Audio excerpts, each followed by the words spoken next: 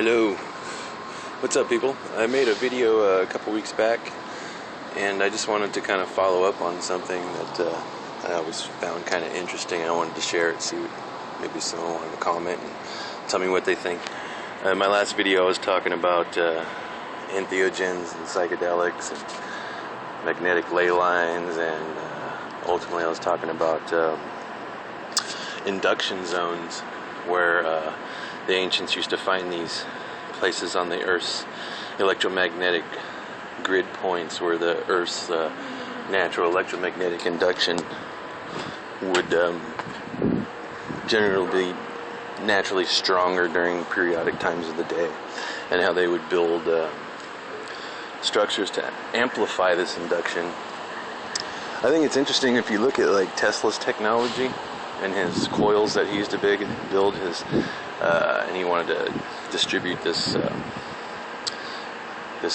wireless energy.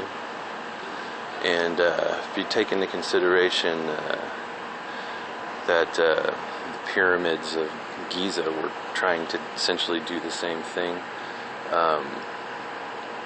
it's an old technology, and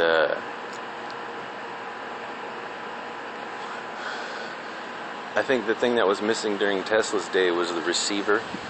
He was impressing people, shooting sparks off and amplifying voltage, but tuning into it, it takes a particular frequency or a particular resonance that will allow you to tap into the energy that those things are giving off. And I think the ancients lived in these places, number one, because of the free radicals. When you live in one of these domes or one of these electromagnetic bubbles, it's going to fight off free radicals in vegetables, plants, matters, and more than likely human beings. And let's just take, for instance, let's just imagine that the pyramids and the Tesla coils were one and the same. Tesla was basically taking a small amount of energy and using a process of induction through the coils to amplify it into a lot of voltage. And when you look at the sacred sites around the world built on the Earth's induction zones, and they use these particular stones with particular types of minerals in them to amplify the natural induction, and people lived in these areas, these places were fertile. That's probably why a lot of them were grown over with jungle.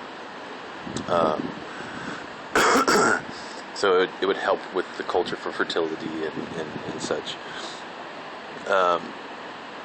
They're just coming out. If you look at TED Talks, there was a recent episode on there that was pretty awesome, where this guy was using wireless electricity to light up a television. And essentially what they were doing was making a miniature induction coil or a Tesla coil, and they were finding another one, or building another smaller one that was tuned into the frequency of that coil, and it winds up producing its own little power source, and it runs the television. And I really believe that the ancients used to use this. And so it's one thing to harness the power of the induction of the earth and amplify it. It's another thing to understanding frequencies and sound. And all these cultures always said that the word was sound, so they must have had some kind of, or that God was sound, or the word was the creation of everything, vibrations. So they must have had understanding of frequencies. And tuning those things in, tuning in a separate induction or coil to a larger one is just a matter of frequency.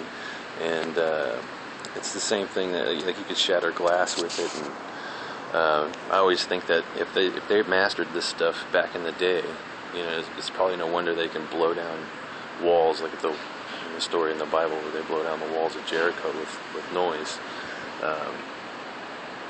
I wouldn't be surprised if they had this knowledge from back then.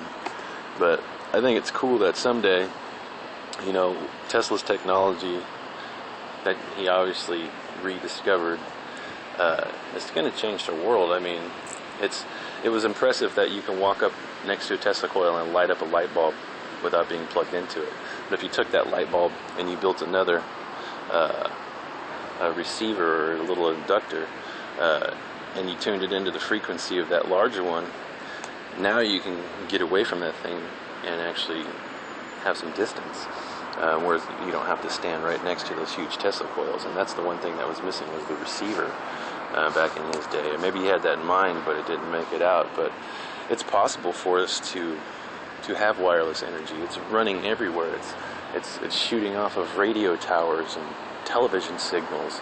We can probably charge our cell phones and charge a lot of small devices using this technology just from the free radiant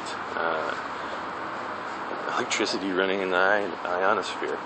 And hopefully someday people will really get this out, and it'll be something that'll help clean up our environment and stuff, and keep the trees healthy and keep the environment healthy, and let the mycelium grow and the mushrooms do their thing to keep this biosphere happy.